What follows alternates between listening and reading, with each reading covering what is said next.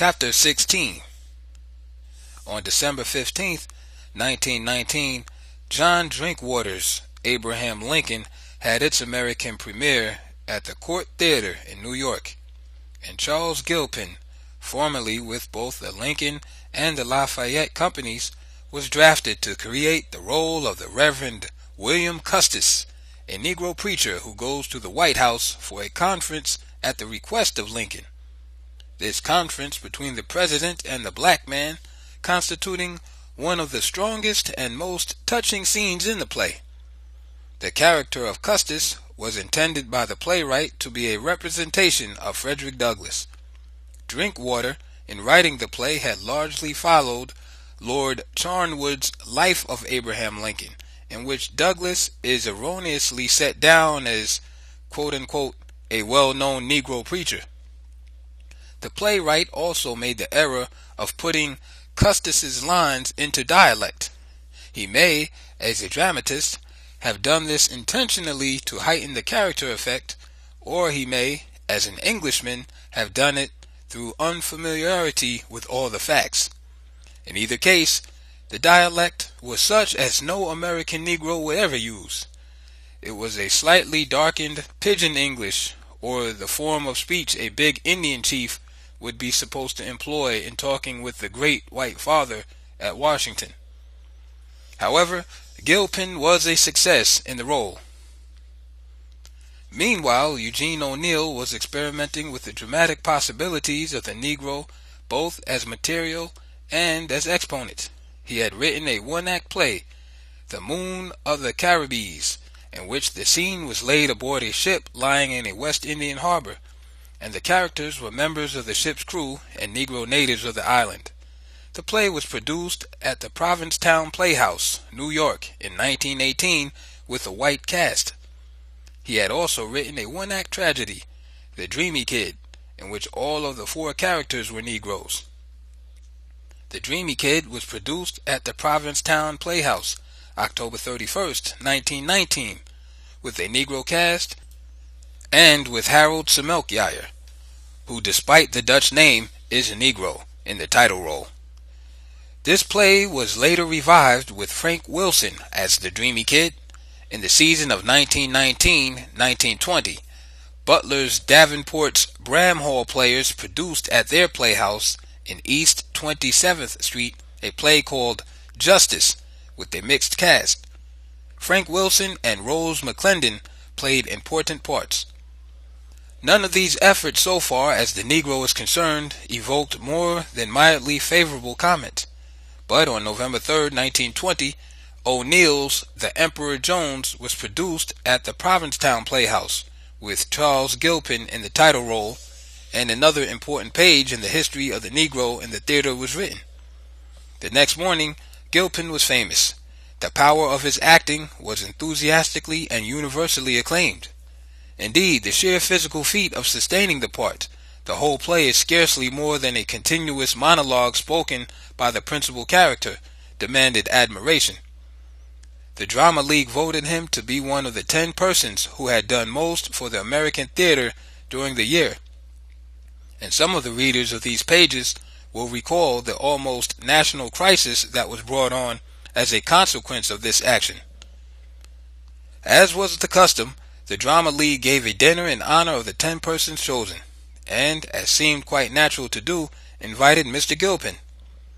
Thereupon, there broke out a controversy that divided the Drama League, the theatrical profession, the press, and the public. Pressure was brought to have the invitation withdrawn, but those responsible for it stood firm. Then the pressure was centered upon Mr. Gilpin to induce him not to attend the dinner. The amount of noise and heat made, and of serious effort expended, was worthy of a weightier matter than the question of a dinner with a colored man present as guest. This incident occurred only 10 years ago, but already it has an archaic character. It is doubtful if a similar incident today could provoke such a degree of asininity. Mr. Gilpin attended the dinner. By his work in The Emperor Jones, Gilpin reached the highest point of achievement on the legitimate stage that had yet been attained by a Negro in America. But it was by no sudden flight. It was by a long, hard struggle. Before being dined by the Drama League as one of those who had done most for the American theater, he had traveled with small road shows, playing one-night stands, being stranded more than once, been compelled to go back to work at his trade as a printer, been a member of a minstrel show, worked in a barber shop, joined a street fair company, gone out with a concert company, tried being a trainer of prize fighters, sung with a company of Jubilee singers, worked as an elevator boy and switchboard operator in an apartment house on Riverside Drive, been a railroad porter, played vaudeville, held a job as a janitor, and hesitated greatly about giving it up. His real theatrical career can be traced from Williams and Walker's Company to Gus Hill's Smart Set, to the Pekin Stock Company, to the Anita Bush Players at the Lincoln in Harlem, to the Lafayette Players, to John Drinkwater's Abraham Lincoln, and to the Emperor Jones. Mr. Gilpin was awarded the Spingarn Medal in 1920. Footnote: the Spingarn Medal was instituted in 1914 by J. E. Spingarn, treasurer of the National Association for the Advancement of Colored People, and is awarded annually for, quote, the highest or noble achievement by an American Negro during the preceding year or years. End quote. End of footnote. He died May 6, 1930. Torrance and O'Neill were not the only playwrights of these latter days to experiment with the Negro as a theme for theater, but they were the first to use the Negro and Negro life as pure dramatic material. In 1905, there was produced at the Amsterdam Theater, New York, The Klansman by the Reverend Thomas Dixon. This play was a rehash of the animosities of Reconstruction days following the Civil War, and an attempt to intensify sentiment against the Negro. In 1909, The Nigger by Edward Sheldon was produced at the New York Theater. This play, too, was set in the Reconstruction period, but the situation was viewed from an almost opposite angle. In 1916, Robert Hilliard produced Pride of Race at the Maxine Elliott Theater, New York, and played the leading role. This play was built on that bit of pseudoscience which holds that to a white person and a colored person whose Negro blood cannot even be discerned, there may be born a tar black baby. These were plays of propaganda. They were played by wholly white casts. For them, the Negro was merely thematic material. They did not contemplate him as an exponent. The following year, the Negro came back to the New York Theater in his more familiar role. In the summer of 1921, along came Shuffle Along, and all New York flocked to the 63rd Street Theater to hear the most joyous singing and see the most exhilarating dancing to be found on any stage in the city. Shuffle Along was a record-breaking, epic-making musical comedy. Some of its tunes, I'm Just Wild About Harry, Gypsy Blues, Love Will Find a Way, I'm Craving for That Kind of Love, In Honeysuckle Time, Bandana Days, and Shuffle Along went round the world. It would be difficult to name another musical comedy with so many song hits as Shuffle Along had.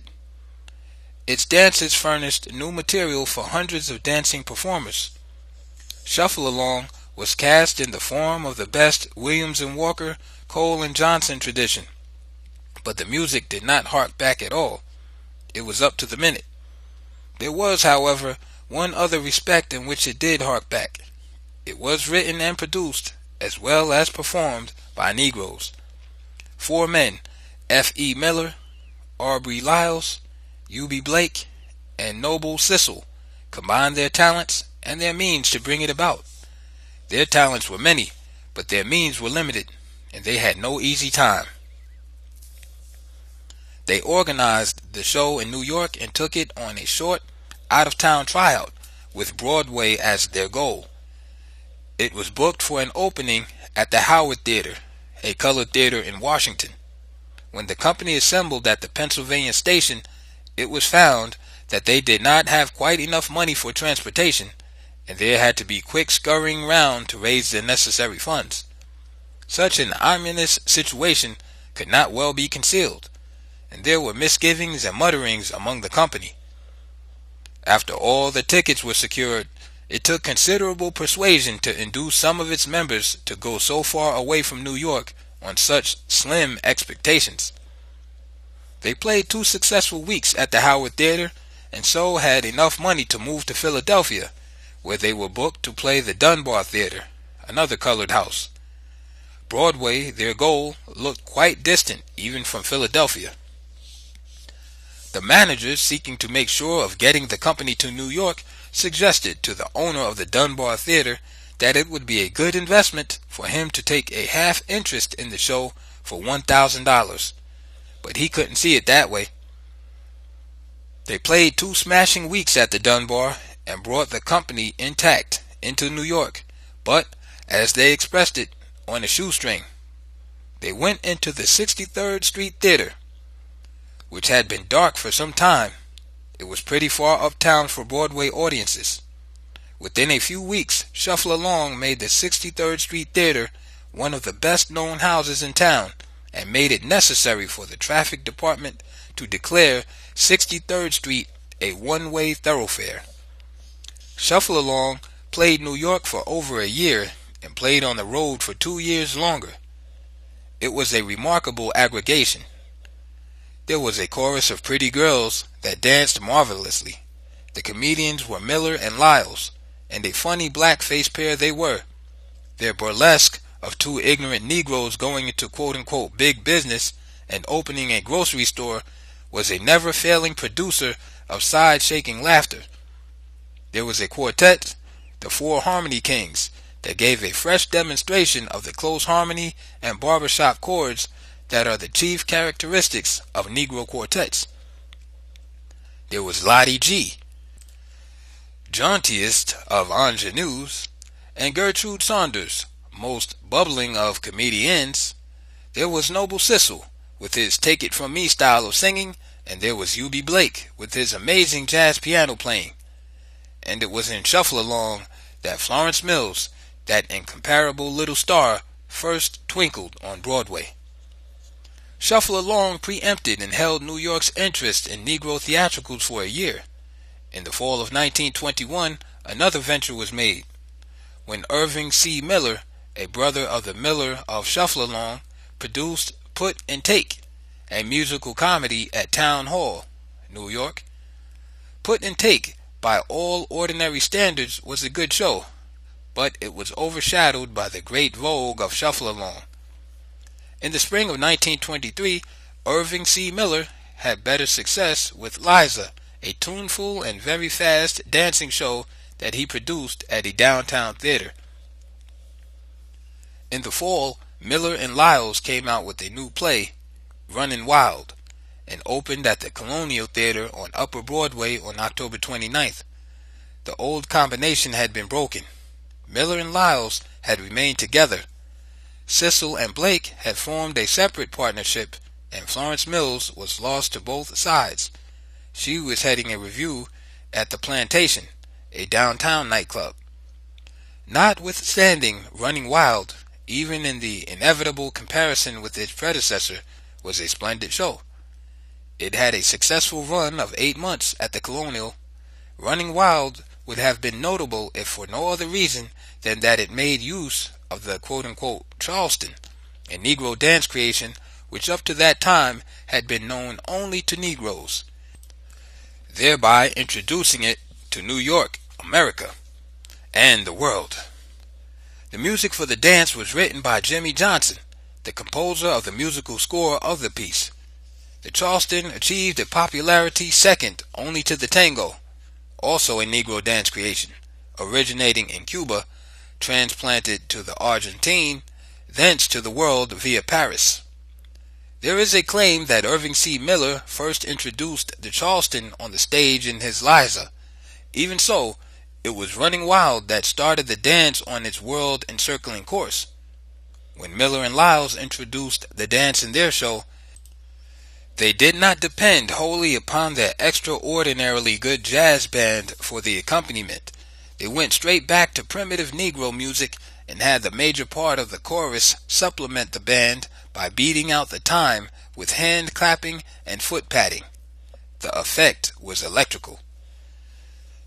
Such a demonstration of beating out complex rhythms had never before been seen on a stage in New York. However, Irving C. Miller may indisputably claim that in his show, Dinah, produced the next year at the Lafayette Theater, he was the first to put another Negro dance, the quote-unquote Black Bottom, on the stage. The Black Bottom gained a popularity which was only little less than that of the Charleston.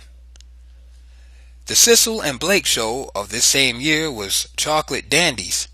In comparison with Running Wild, its greatest lack lay in the fact that it had no comedians who approached the class of Miller and Lyles. But Chocolate Dandies did have Johnny Hudgens, and in the chorus a girl who showed herself to be a comedian of the first order.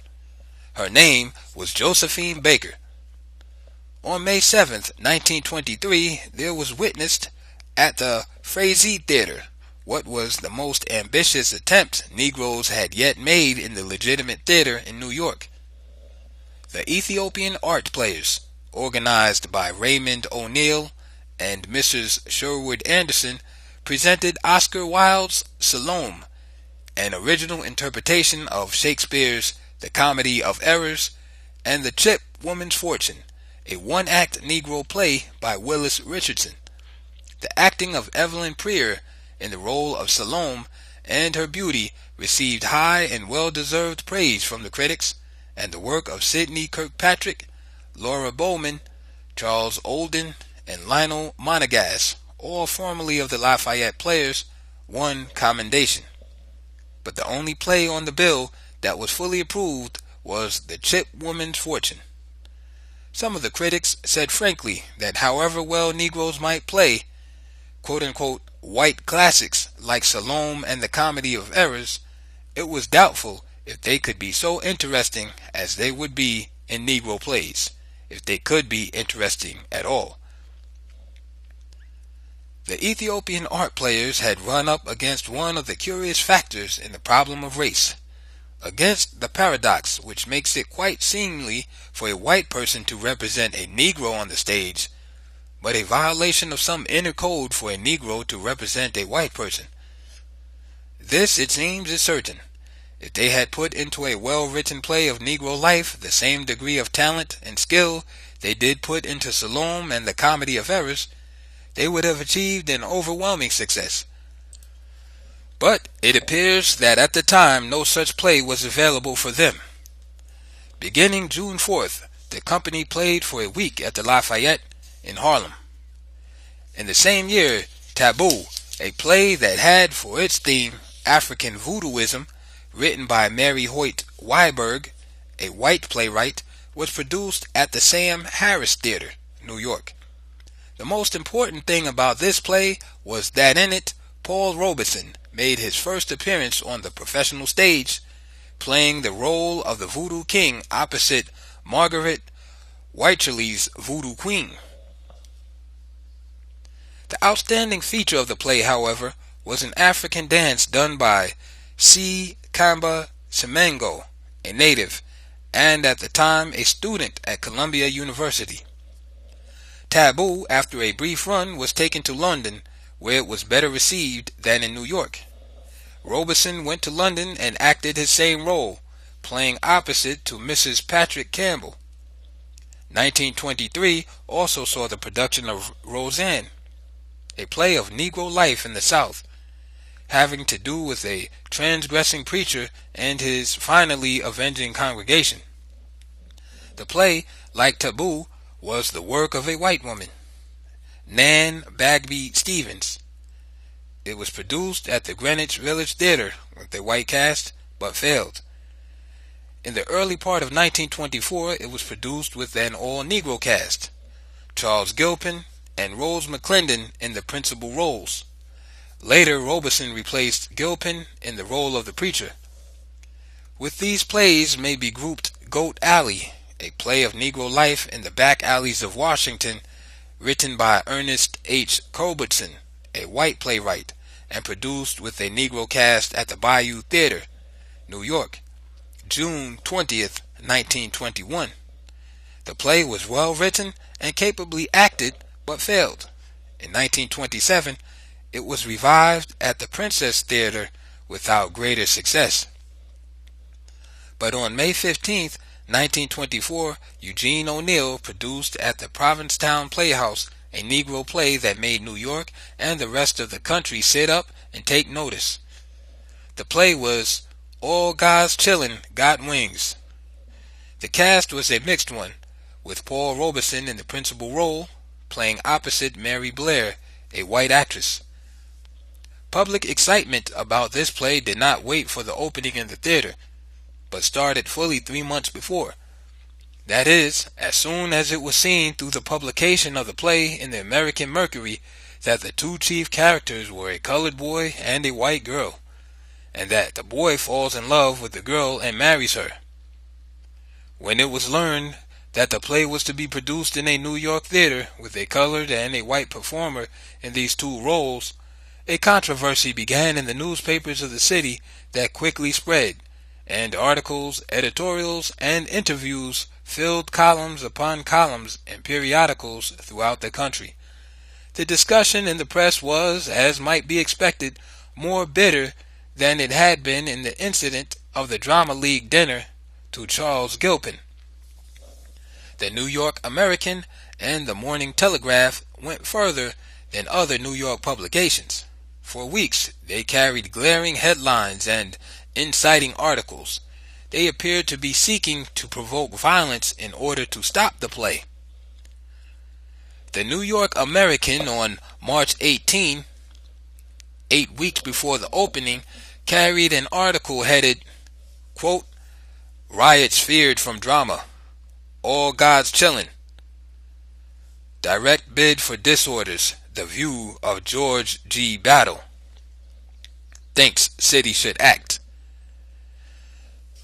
In the article, George Gordon Battle was quoted as saying, The production of such a play will be most unfortunate.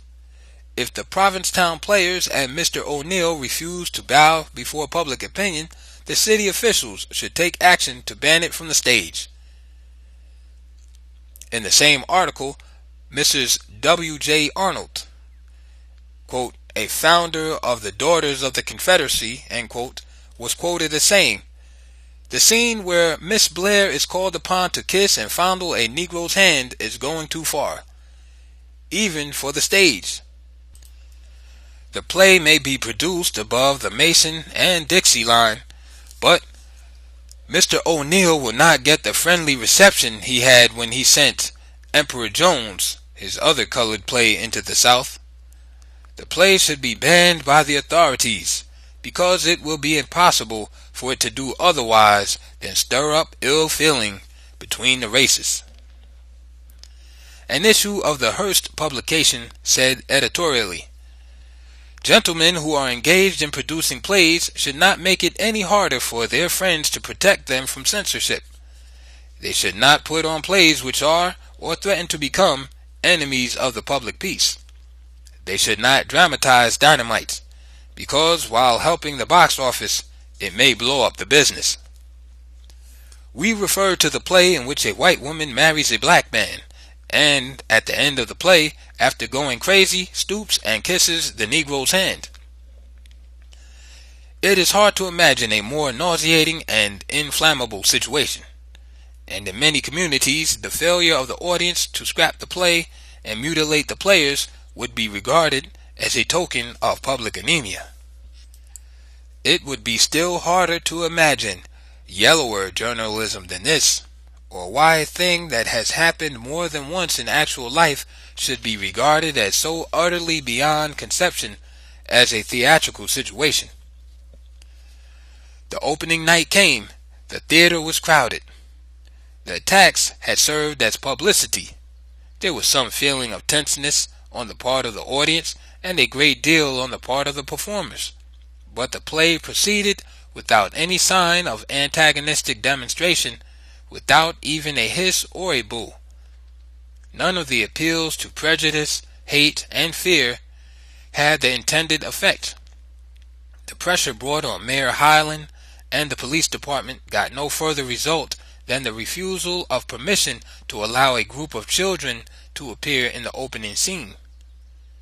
The public at large failed to be moved to any sense of impending danger to either the white or the black race because of this play. The outcome of the whole business proved that the rabid newspapers were not expressing public sentiment, but were striving to stir up a public sentiment. All God's children got wings did not prove to be another Emperor Jones. One sound reason why it did not was because it was not so good a play. It was dramatic enough, but the incidents did not link up along the inevitable line that the spectator was made to feel he must follow. It may be that as the play began to grow, Mr. O'Neill became afraid of it. At any rate, he sidestepped the logical question and let his heroine go crazy, thus shifting the question from that of a colored man living with a white wife to that of a man living with a crazy woman, from which shift, so far as this particular play was concerned, nothing at all could be demonstrated. The play, as a play, did not please white people, and on the other hand, it failed to please colored people. Mr. O'Neill, perhaps in concession to public sentiment, made the white girl who is willing to marry the black student, and whom he is glad to get, about as lost as he could well make her. Colored people not only did not consider this as any compliment to the race, but regarded it as absolutely contrary to the essential truth. However, the play ran for several weeks, and Paul Robeson increased his reputation by the restraint, sincerity, and dignity with which he acted a difficult role. Mr. Robeson's reputation is now international. He played the leading Negro character in the London production of Showboat. He played the title role in a successful revival of The Emperor Jones in Berlin early in 1930. And it has been announced that he will play Othello in a production to be made of Shakespeare's immortal tragedy at the Savoy Theatre, London, in May 1930. Perhaps it was now time for New York again to sing and dance and laugh with the Negro on the stage, and it soon had the opportunity. On October 29, 1924, exactly 1 year after the opening of Runnin' Wild, Florence Mills came to the Broadhurst Theatre in Dixie to Broadway, and New York had its first Negro review. For the Florence Mills show broke away entirely from the established traditions of Negro musical comedy. Indeed, it had to, because she was the star, and the traditions called for a show built around two male comedians, usually of the blackface type. The review was actually an enlarged edition of the one in which Miss Mills had been appearing at the plantation. It was also the same review that had been played in London the season before under the title of Dover to Dixie, with her as the star. On the night of the production of Dixie to Broadway, New York not only found itself with a novelty in the form of a Negro review, but also discovered that it had a new artist of positive genius in the person of Florence Mills. She had made a name in Shuffle-Along, but in Dixie to Broadway she was recognized for her full worth. Florence Mills was born in Washington, D.C., January 25, 1895, and was on the stage practically all her life. She was a child prodigy and began her career before she was 6 years old as Baby Florence Mills. As Baby Florence, she appeared a number of times as a singing and dancing entertainer in the drawing rooms of the diplomatic set at the Capitol. On one occasion, Lady Paunceforte, wife of the British ambassador, presented her with a gold bracelet.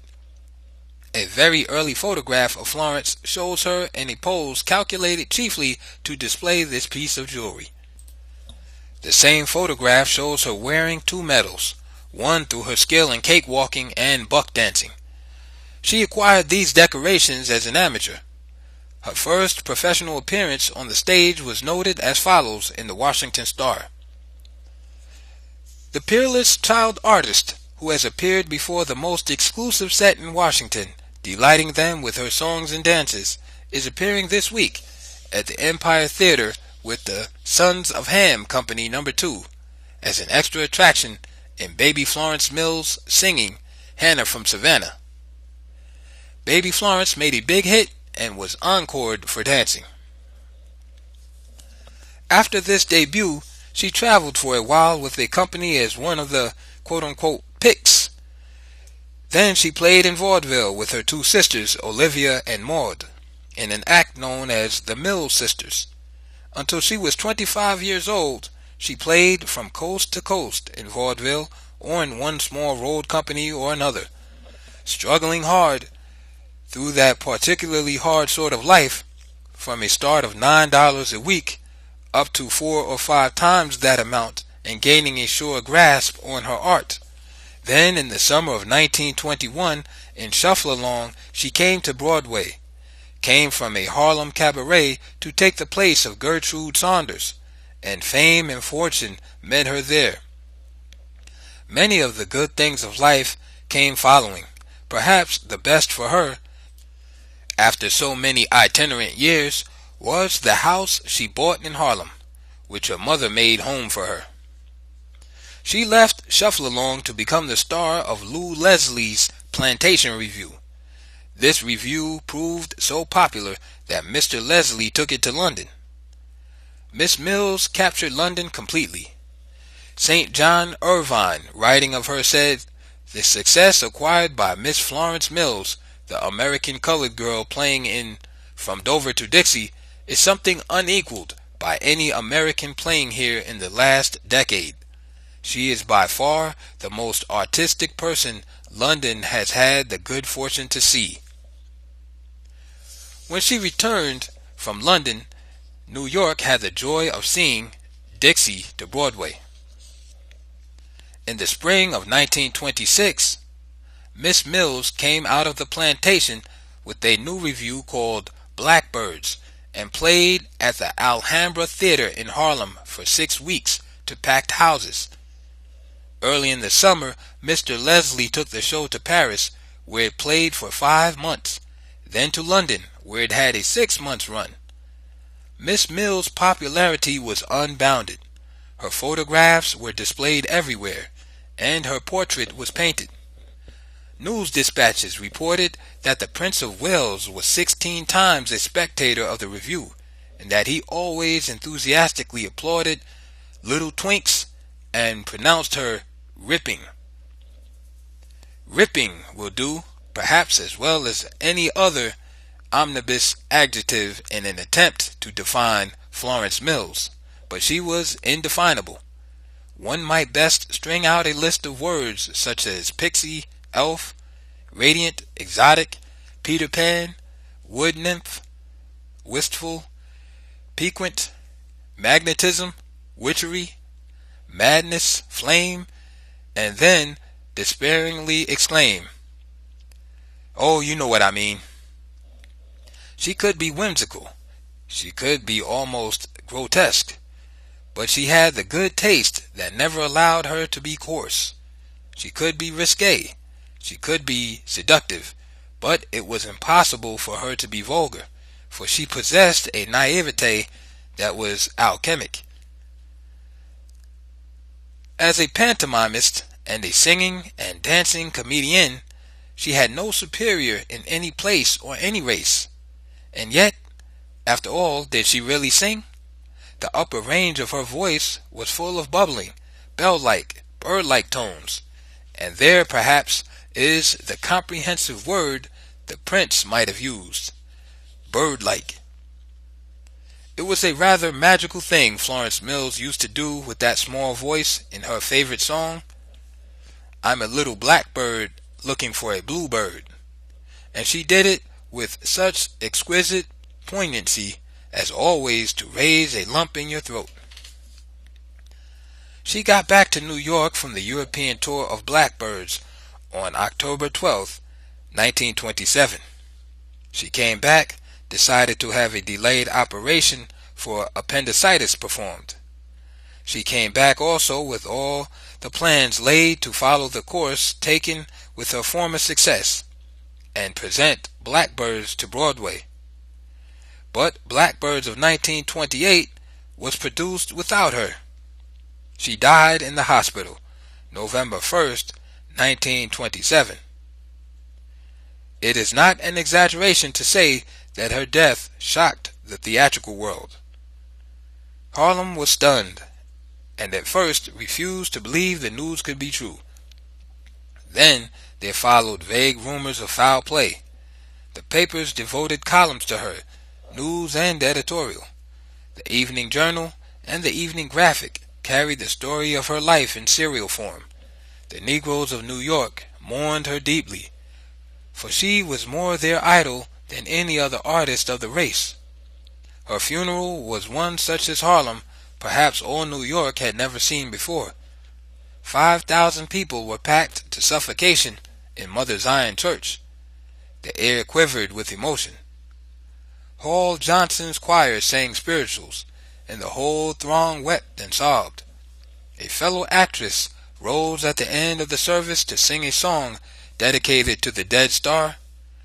She started, she faltered, she struggled on. Her efforts ended in a frantic cry, "Florence," as she swayed and collapsed in a heap on the floor. Women fainted and men were unnerved. Under all there could be sensed a bewilderment, a resentment at this act of God. Why did he do it? We have so few. She was so young. She might have done so much more for us in the eyes of the world.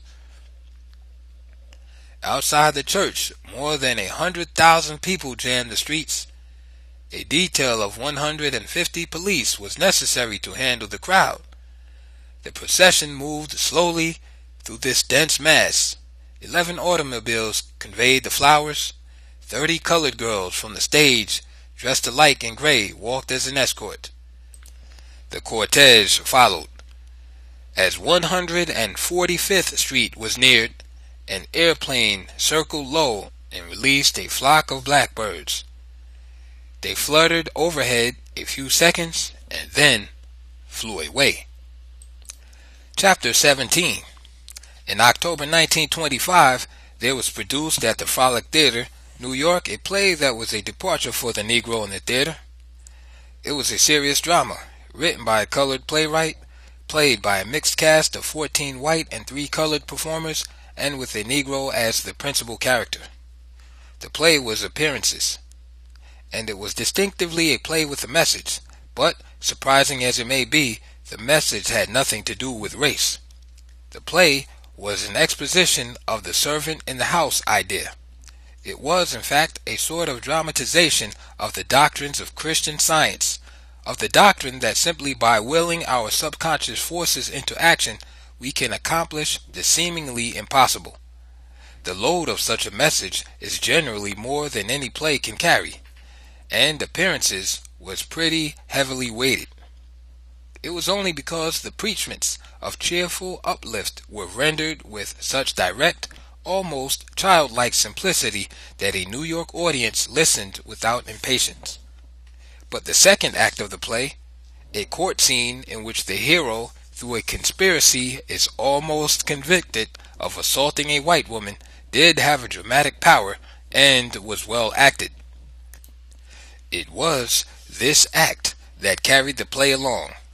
Appearances received fairly good notices and drew audiences for several weeks, but it did not appeal strongly enough to the general public to last. The story of the writer of the play was actually better drama than the play. He was Garland Anderson, the bellboy and switchboard operator in an apartment hotel in San Francisco. As such, he came into intimate contact with the guest and did not hesitate to give them his cheerful philosophy of life. They thought it beautiful and wonderful, and felt that he ought to reach more people with his message. For several years he pondered over how to do this. Then he saw a performance of Channing Pollock's The Fool and resolved to write a play. He wrote the play and showed it to a number of people in San Francisco, among them Richard Bennett, who gave him encouragement. Al Jolson heard of the play and wired the author to send him the manuscript. He did so, and a few days later followed in person. When Mr. Anderson arrived in New York, Mr. Jolson told him he was sorry he could not produce the play. He did, however, give him a splendid letter and paid the expenses of his trip from San Francisco and furnished him enough money for a stay of a couple of months in New York. Mr. Anderson now set about to get a producer, but without success. Then he decided to give a public reading of the play.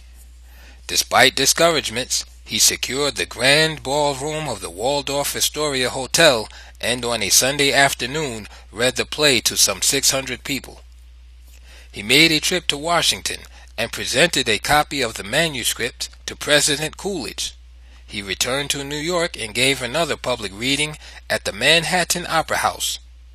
On June 19, 1925, L.W. Segar, manager of the Central Theater, accepted the manuscript for production and gave Mr. Anderson an option to buy a half interest in the play, good until September 15th. With his contract in his pocket, he returned immediately to San Francisco. His efforts in New York had consumed 7 months. During that time, he had secured the approval and help of David Belasco, Haywood Broun, Marjorie Rambeau, Nance O'Neill, Bill Robinson, and some others. On his return to San Francisco, he quickly sold a half interest in the play to Messrs. H.S. and Fergus Wilkinson, guests at the hotel where he had worked, for $15,000. In 2 automobiles, Mr. Anderson and his backers motored across the continent, the cars carrying streamers, quote, San Francisco to New York, for the opening production of Appearances by Garland Anderson, the San Francisco bellhop playwright, end quote. Before leaving San Francisco, the party was photographed with Mr. Anderson receiving a letter from the mayor of San Francisco to be delivered to the mayor of New York. On arrival in New York, the party was photographed in front of City Hall with Mr. Anderson delivering his letter to Mayor Hylan. The run of the play was not long, but through the efforts of Mr. Anderson, it gained a second production in New York. At the present time, through his still further efforts, it is being played in London at the Royalty Theatre and appears to be making a good impression. The play may not be an altogether convincing argument for the theories it advances, but the author himself is. In February 1926, David Belasco produced at the Belasco Theatre the sensational melodrama Lulu Bell, with a cast of 60 or more persons, above 3/4 of whom were colored. The title role was played with great realism by Lenora Ulrich, and Ruby Lee, a female role second in importance only to Miss Ulrich's, was played by Evelyn Prier. Edna Thomas, who had played in the Ethiopian Art Company with Miss Prier, had a small part. Later, she replaced Miss Prier. The role of George Randall, the principal Negro male character, was finally played by Henry Hull, a white actor whose makeup and dialect were beyond detection. The play was written by Edward Sheldon and Charles MacArthur. The scenes of the 4 acts were 1. A street scene in the San Juan Hill district. 2. The top floor of a Harlem boarding house. 3. A Harlem cabaret. 4. 5 years later, a luxurious apartment in Paris. The story was that of the rise of a beautiful little colored wanton from the sidewalks of Harlem to an apartment on the Avenue Marigny, Paris, provided for her by the Vicomte de Villiers. The story ended in tragedy because of the manner in which it set on the stage scenes from New York life that were wholly Negro, and because of the large number of colored performers in a mixed cast playing important roles. Lulu Bell was extremely significant in the history of the Negro in the theater in New York. Later in the same season, Paul Robeson appeared as the star in Black Boy, a play by Jim Tully and Frank Daisy, which dealt with the rise and fall of a Negro prizefighter. It was produced at the Comedy Theater.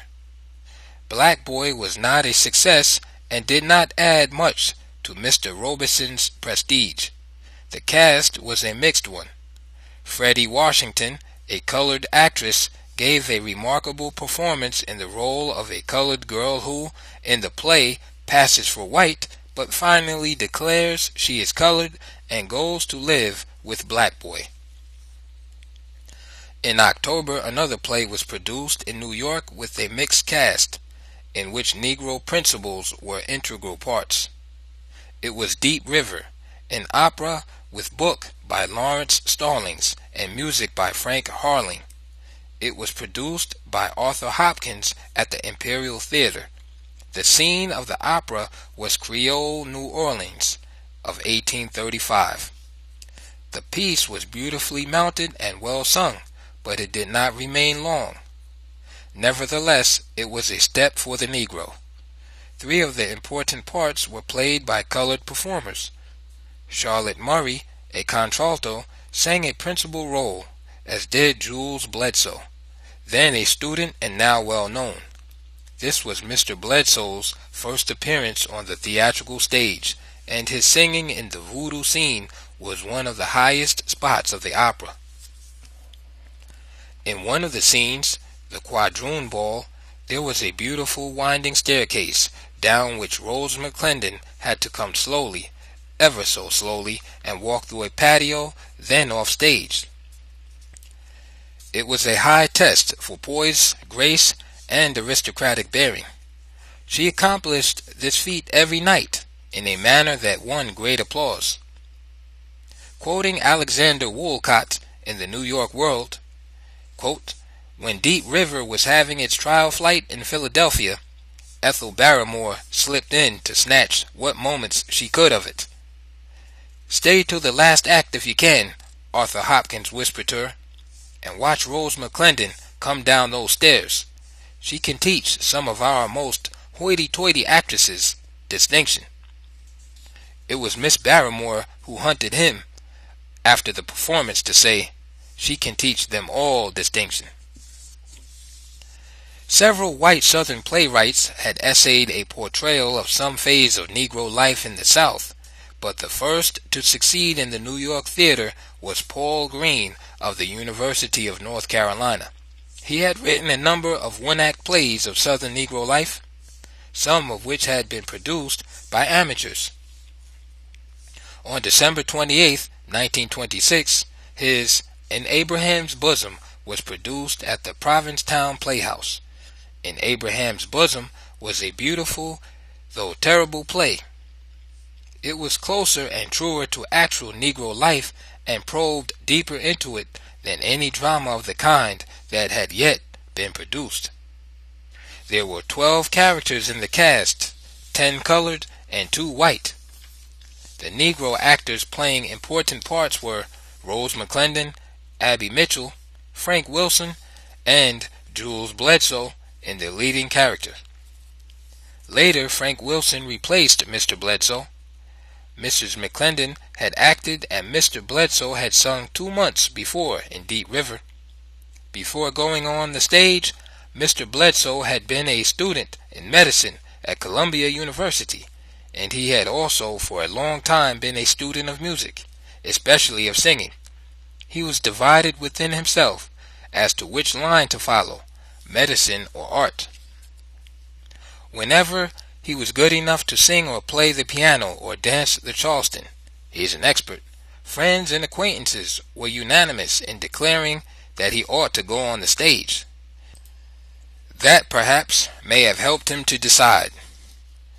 Like Robeson, who has made a national reputation as an athlete, as an actor, and as a singer, Bledsoe is a very versatile man. In Deep River, he sang a heroic baritone role. In Abraham's Bosom, he played a dramatic and tragic part. And he was yet to play an entirely different character from either in Showboat. In Abraham's Bosom was a decided success. It enjoyed a long run and had several revivals. In 1927, it was awarded the Pulitzer Prize for the original American play best representing the educational value and power of the stage. The new playwrights produced Earth by M. Joe Bashy at the 52nd Street Theater, March 9, 1927. Earth was a Negro play of considerable power with religion and superstition as the main themes. The acting was creditable, and there was also some effective singing. The entire cast was composed of colored performers. The two leading roles were played by Inez Clew and Daniel Haynes. Miss Clew had long been known for her finished work. Mr. Haynes was a newcomer, but he made a splendid impression and demonstrated the potentialities he possessed. In the summer of 1927, on June 11th and 12th, two Negro musical plays were produced in New York. Africana, a review at the 63rd Street Theater with Ethel Waters as the star, and Rang-Tang, a new Miller and Lyles musical comedy at the Majestic Theater. In Rang-Tang, Miller and Lyles were as funny as ever in a very good show. They had a droll scene in an airplane which had come down at sea before they had finished the flight they were making to Africa. The company was good. Among the members were Evelyn Prier, Zadie Jackson, and Daniel Haynes in a picturesque role as King of Madagascar, a part that gave his voice and physique great opportunities. But Rang-Tang did not draw so well as its two predecessors. As one watched it, the thought arose that perhaps the traditional pattern of Negro musical comedy was a bit worn. Africana opened the night before Rang-Tang. It was a swift modern review. There were several quite clever people in it, but Ethel Waters dominated the show. She did this nearly to the same degree that Florence Mills dominated her show, but with a technique almost in contrast. Miss Waters is tall, almost statuesque, with a head so beautiful that Antonio Salemi asked the privilege of doing it in bronze. The piece was purchased by Carl Van Vechten. She is not so versatile as was Florence Mills. She has not the vivacious energy or the elusive charm, nor can she dance like the sprite Miss Mills was. Miss Waters gets her audiences, and she does get them completely, through an innate poise that she possesses, through the quiet and subtlety of her personality. She never, quote-unquote, works hard on stage. Her bodily movements, when she makes them, are almost languorous. Indeed, she is at her best when she is standing perfectly still, singing quietly. Her singing corresponds to her bodily movements. She never overexerts her voice. She always creates a sense of reserved power that compels the listener. Her singing has made a great many songs widely popular. Dinah and I'm Coming Virginia are a part of her personality and fame. Miss Waters also has a disarming quality which enables her to sing some songs that many singers would not be able to get away with on the stage. Those who have heard her sing Shake That Thing will understand. Miss Waters began her career in a Harlem cabaret. She was engaged to take the lead in the Plantation Review in the absence of Florence Mills. At the same time, Josephine Baker was in the chorus there. When Mrs. Reagan a producer was looking for a star to head the review she was planning to put on in Paris. She went on a scouting trip to the plantation. She tried to get Ethel Waters and, failing, took Josephine Baker. But that is really another story. The reader has by now come to see that in this period of the Negro in the theater, the pendulum has swung or been made to swing from drama to music and from music to drama in something like regular intervals. And the pendulum now swung over to drama. On October 10th of this same year, the Theater Guild produced at the Guild Theater Porgy by Dorothy and DuBose Hayward. The play was a dramatization of Mr. Hayward's novel Porgy, one of the notable books of the year. Here was the second white Southerner, if in literary collaboration man and wife can be counted as one, to take Negro life in the South and work it into a successful play. Porgy was a folk play and portrayed life among the Negroes of Catfish Row in Charleston, South Carolina. Simple fisher folk. The play carried conviction through its sincere simplicity, but it did not run along on a monotonous level. At times it rose to heights of ecstasy and tragedy, and always it was suffused with Negro humor. Not only was the play well written, but it was remarkably mounted and staged. In the closing scene of the first act, in which the company is gathered in Serena's room holding the wake over her murdered husband, singing and singing until they rise and break into religious frenzy, their swaying bodies and uplifted hands suddenly thrown in black shadows against the background of the whitewashed walls of the room, singing and singing. There have been few scenes in the New York theater to equal it in emotional power. Porgy loomed high above every Negro drama that had ever been produced. Equal to the writing and staging was the acting. The cast was a large one, 66 in all, with 24 principals, 5 of them white. Among the Negro principals, the work of Frank Wilson as Porgy, Georgette Harvey as Maria, keeper of the cook shop, Wesley Hill as Jake, captain of the fishing fleet, Rose McClendon as Serena, and Evelyn Ellis as Crown's Bess, was outstanding.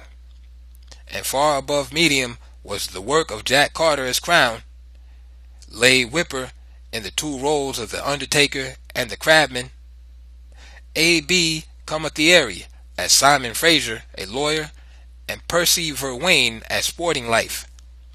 In Porgy, the Negro performer removed all doubts as to his ability to do acting that requires thoughtful interpretation and intelligent skill. Here was more than the achievement of one or two individuals who might be set down as exceptions. Here was a large company giving a first-rate, even performance, with 8 or 10 reaching a high mark.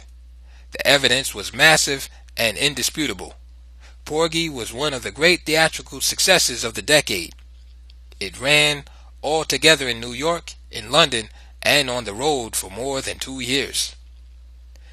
Back swung the pendulum to music, singing and dancing, and early in 1928, Lou Leslie produced Blackbirds of 1928 at the Liberty Theater, New York. Blackbirds set a pace for all reviews, white as well as black. The show became a sort of New York institution, and out-of-town visitors came to the city with the conviction that it was something that had to be seen. Like Shuffle Along, it started several songs on a trip round the world.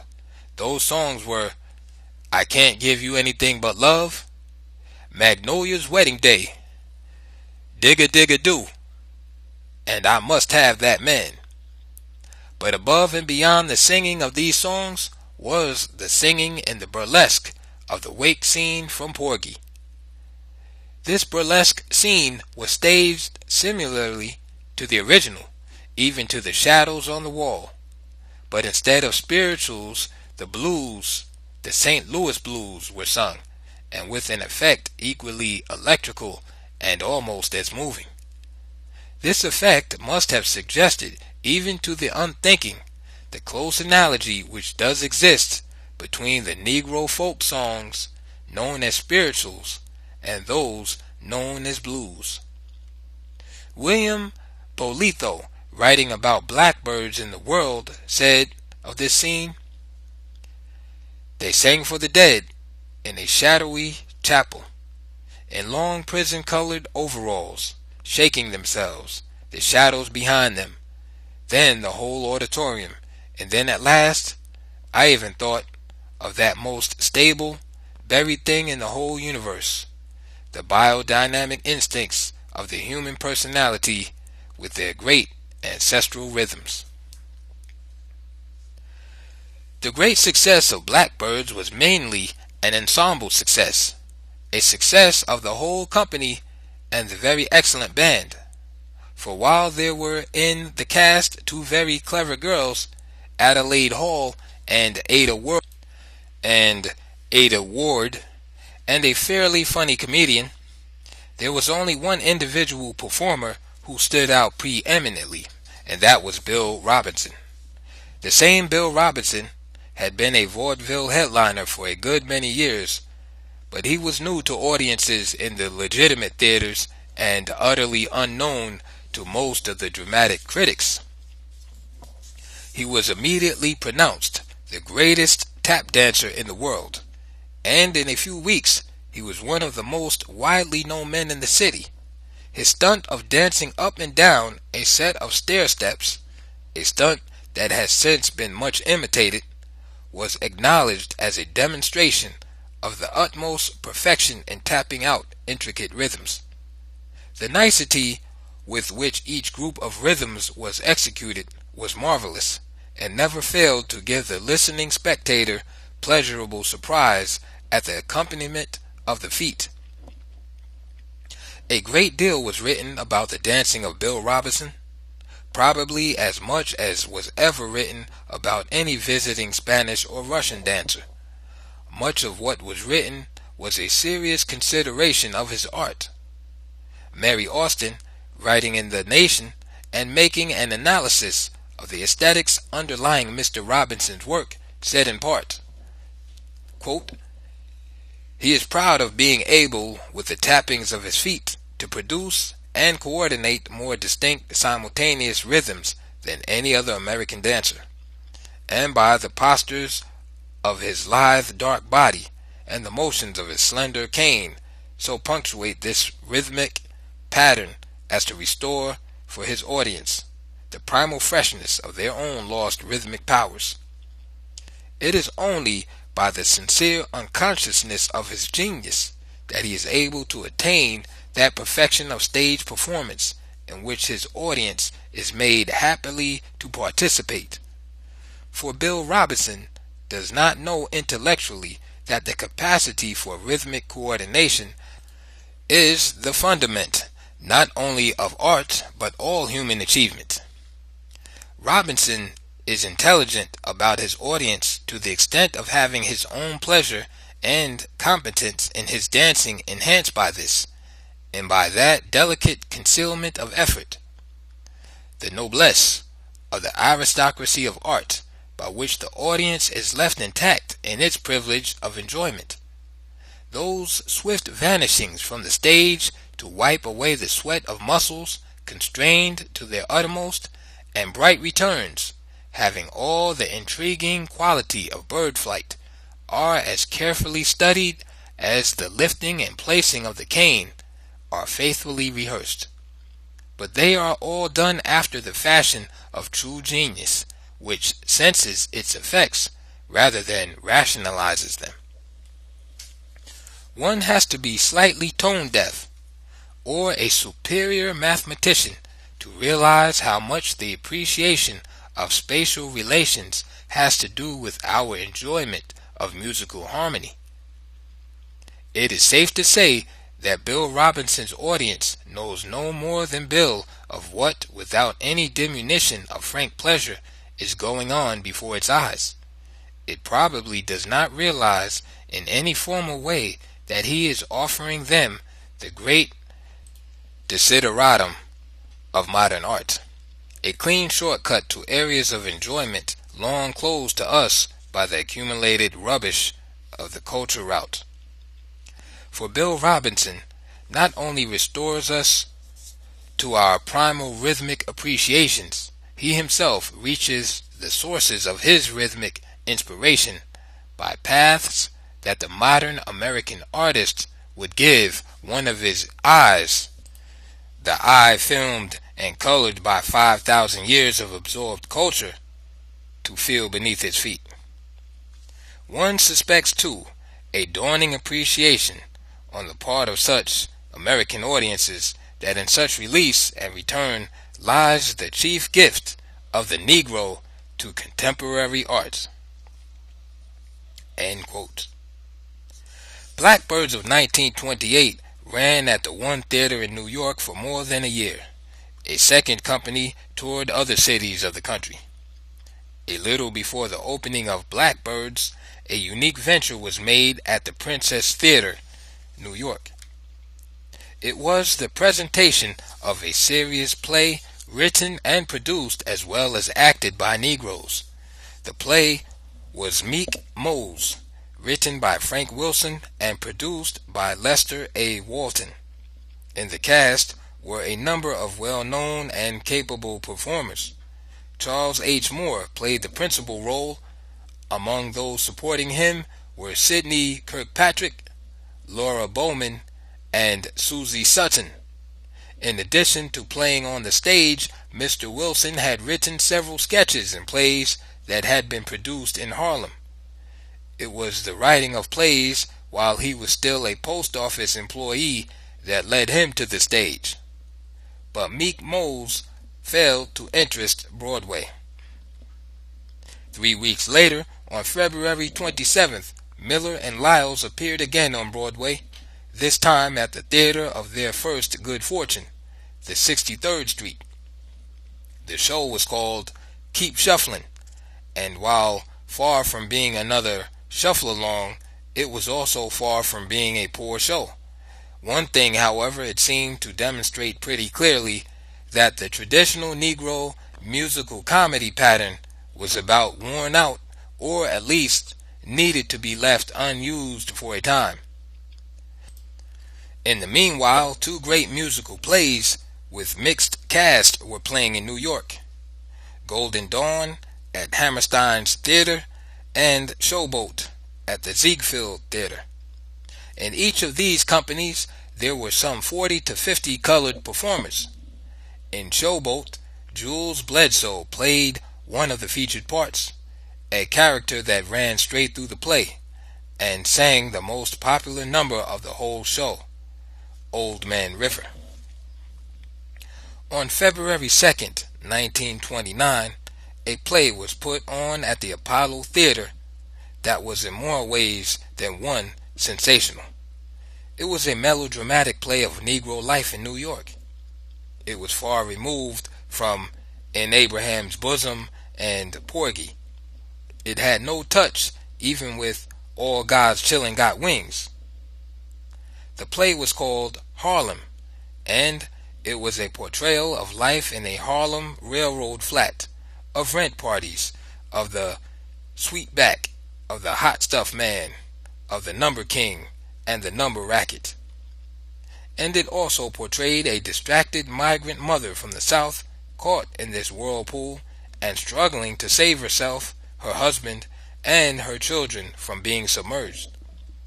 The play depicted a low level of life, but it had vitality and power. The cast was large, 60 in number, all Negroes except one. The acting was extremely realistic. The work of Inez Clew as the mother, Isabel Washington, a sister of Freddie Washington, as the wayward daughter, Ernest Whitman as the number king, and Billy Andrews as one of his runners was especially good. Furthermore, the play was the work of a Negro writer, Wallace Thurman, in collaboration with William Jordan, a white writer. It was a success. In the summer of 1929, Hot Chocolates, the review from Connie's Inn, a Harlem nightclub, opened downtown at the Hudson Theater. The piece was very fast, and it was funny and tuneful. The company disclosed no Florence Mills or Ethel Waters or Bill Robinson, but it did contain some very clever performers. A diminutive bit of femininity called Baby Cox made a hit. Her dancing was as fast as anything New York had ever seen. Nor did Hot Chocolates contain a list of song hits like Shuffle Along and Blackbirds, but one of its songs, Ain't Misbehavin', did have quite a vogue. It ran in New York about 6 months, and on the road several months longer. In Porgy, the Negro removed any lingering doubts as to his ability to do intelligent acting. In The Green Pastures, he established conclusively his capacity to get the utmost subtleties across the footlights, to convey the most delicate nuances of emotion, to create the atmosphere in which the seemingly unreal becomes for the audience the most real thing in life. The Green Pastures is a play so simple and yet so profound, so close to the earth and yet so spiritual, that it is as high a test for those powers in the actor as any play the American stage has seen, a higher test than many of the immortalized classics. It is a play in which the line between the sublime and the ridiculous is so tenuous that the slightest strain upon it would bring the whole play tumbling down.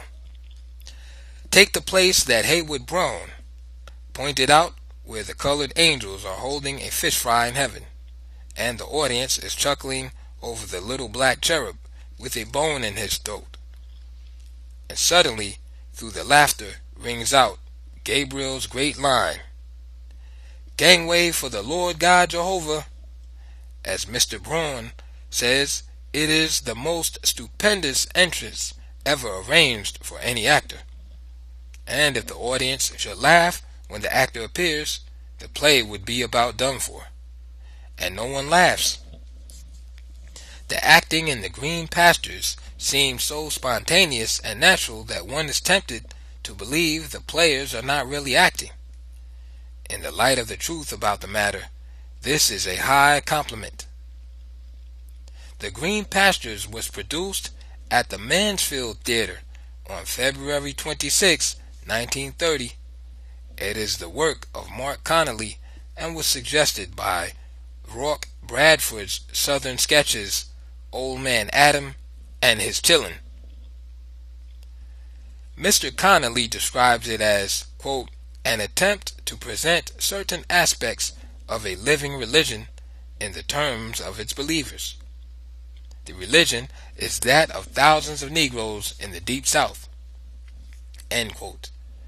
What Mr. Connolly actually did was to work something very little short of a miracle. No one seems able to remember any playwright, play, and company of players that have together received such unanimous praise as these three factors in the making of The Green Pastures. Almost as valuable as either of these factors is the work of the Hall Johnson Choir in singing the spirituals. It serves to blend all the efforts into a magical whole, and there is something akin to poetic justice in the fact that Robert Edmond Jones, who by his work in 1917 with the Hapgood Colored Players gave an earnest of his faith in the future, should have the satisfaction of bringing his larger experience and surer technique to The Green Pastures. The play was awarded the Pulitzer Prize for 1929. In making their recommendation, the jurors stated, "One play, The Green Pastures by Mark Connolly, towers so far above the other American plays of the season and comes so near to setting a new standard of excellence for the American drama of all time that the jurors desire with unusual enthusiasm to recommend it for the Pulitzer Prize." On this occasion, the jurors state emphatically that they have no second choice. The cast is a large one and entirely colored. It is headed by Richard B. Harrison, who plays God, and it is probable that no role more difficult or delicate was ever essayed on the stage. Yet it does not seem possible that it could be more perfectly played. This is Mr. Harrison's first appearance on the professional stage, but for more than 30 years he has been a dramatic reader, giving readings for the most part in colored churches and before colored schools. For a long time he has carried an ambition to play a part that, quote, fitted his personality, and a firm conviction that he would make good if he ever got the chance. The chance did not come until he was past 60, but what a chance. At least 20 parts in which the acting is of high merit could be singled out. But mention of the play cannot be made without mention also of the work of Wesley Hill, of Porgy fame, in the role of the angel Gabriel, Daniel Haynes in the two roles of Adam and Hezrel, Josephine Byrd and Florence Fields as the two charwomen who cleaned the Lord's private office, Tut Whitney as Noah, and Charles H. Moore as Mr. Deshee. The past 75 years have seen vast changes in the position of the Negro in the theater. Beginning as a mere butt of laughter, he has worked on up through minstrelsy and the musical comedy shows to become a creator of laughter, to become a maker of songs and dances for the people. This alone is an achievement not to be despised. The past 20 years have seen the Negro actor, after a setback, emerge from the Negro Theater of Harlem and finally make for himself a definite place on the legitimate stage of New York, the theatrical capital of the world. The last 10 years have seen the growth of a list surprisingly long, considering all the conditions of names that are known in connection with the theater.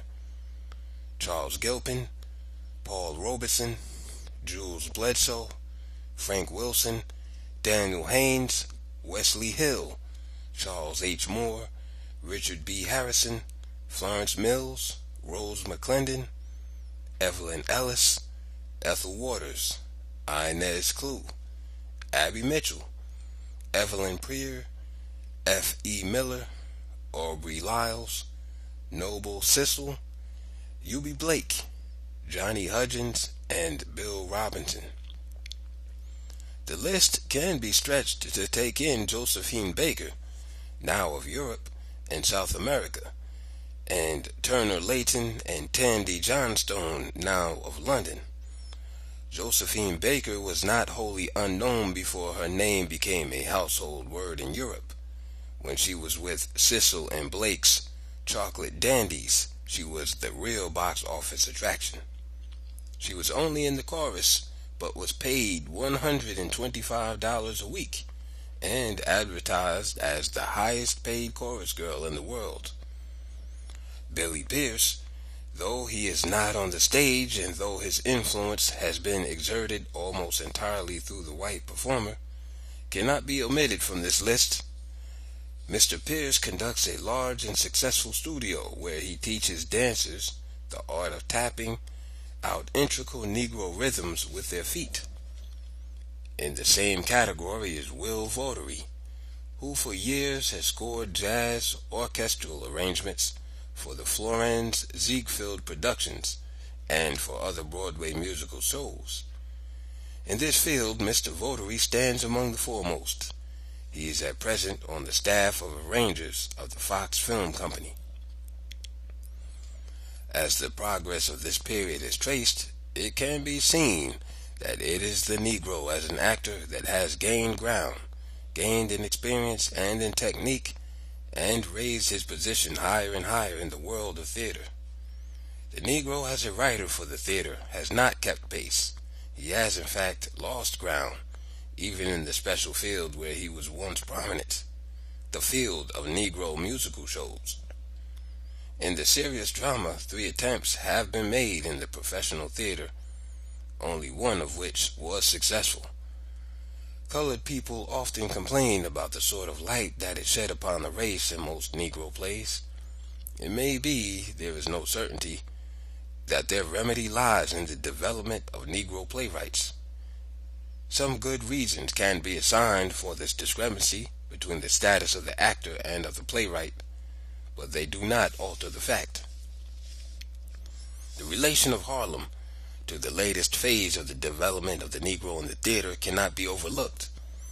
New York is the center from which all the main forces and activities of the American theater radiate.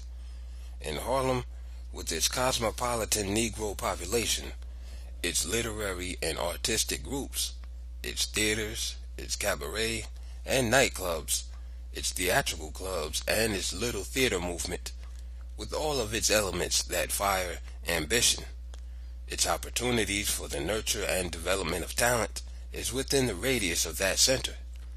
Here then was the field, and here were those best fitted to occupy it. There is no other city in the country where the same thing could have happened, and it could not have happened in New York had there been no Harlem at hand. There are 3 other lines along which the Negro in New York has moved forward, 3 lines leading to the phonograph, radio, and screen audiences. For a long while, Negroes have been making phonograph records. There have been Jubilee singers, singers of spirituals, and of Negro comic songs. Burt Williams' royalties from the sale of his records was a very considerable sum. Roland Hayes, Paul Robeson, J. Rosamond Johnson, Taylor Gordon, and other artists have made records. But probably the Negro artists most popular with the phonograph audiences are the great singers of blues. The 3 Smiths, Mammy, Bessie, and Clara, not sisters, are known by all listeners to blues through the phonograph. It was Carl Van Vechten who first pointed out that the blues singers were artists. When Mr. Van Vechten, by his articles in Vanity Fair and other publications, and by his personal efforts, was doing so much to focus public attention upon the recent literary and artistic emergence of the Negro, and upon the individual artist, he did not neglect the singers of this important and not fully evaluated genre of Negro folk songs. In a Vanity Fair article, March 1926, he wrote of the singing of Ethel Waters, Bessie Smith, and Clara Smith, and gave the following impression of Clara singing not from a record, but from a theater stage. Clara is a crude purveyor of the pseudo-folk songs of her race. She employs, however, more nuances of expression than Bessie. Her voice flutters agonizingly between tones. Music critics would say that she sings off-key. What she really does, of course, is to sing quarter tones. Thus, she is justifiably billed as the, quote, world's greatest moaner. She appears to be more of an artist than Bessie, but I suspect that this apparent artistry is spontaneous and uncalculated. As she comes upon the stage, through folds of electric blue hangings at the back, she is wrapped in a black evening cloak bordered with white fur. She does not advance, but hesitates, turning her face in profile. The pianist is playing the characteristic strain of the blues. Clara begins to sing, all day long I'm worried, all day long I'm blue. I'm so awfully lonesome, I don't know what to do. So I ask your doctor, see if you can find something in your satchel to pacify my men. Doctor, doctor. Her tones become poignantly pathetic. Tears roll down her cheeks. Write me a prescription for the blues, the mean old blues. Her voice dies away in a mournful wail of pain, and she buries her head in the curtains.